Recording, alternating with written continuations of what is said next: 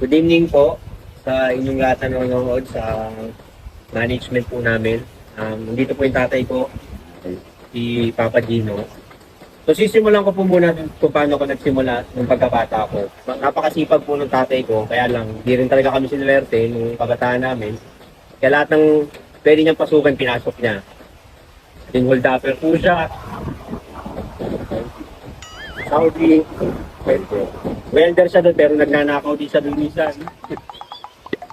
Ano po yun? Kaya kayo. Siyempre, bilang isang OFW yung ama mo, medyo mahirap. Yung pinagdadaanan niya. Hindi naman ako nagdakaw ngayon na. Ikat na lang natin yun ha. Yun yung maganda, di ba? Nakakaawa. Kumbaga, ginawa mo lahat.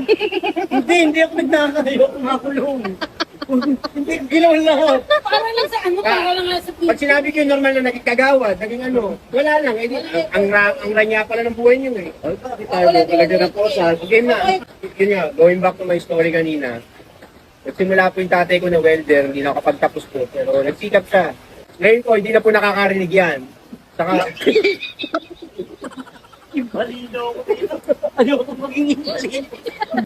So ako lang talaga yung lumaki sa tatay ko. Hanggang iniwan niya ako sa lola ko. Pag uwi niya sa Saudi, may nanay yung pandinig niya.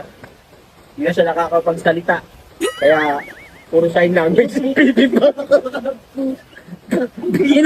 Napakawawa naman ako nito. Ikaw ang kayaya. Ginawa mo sa ama mo. Magnanakaw na ako lang. Nakarapad. Maging pigit. Pigit-pigit ka. O dito na lang. Fast forward na lang. Paano nakapunta sa Iloilo. So yun nga po.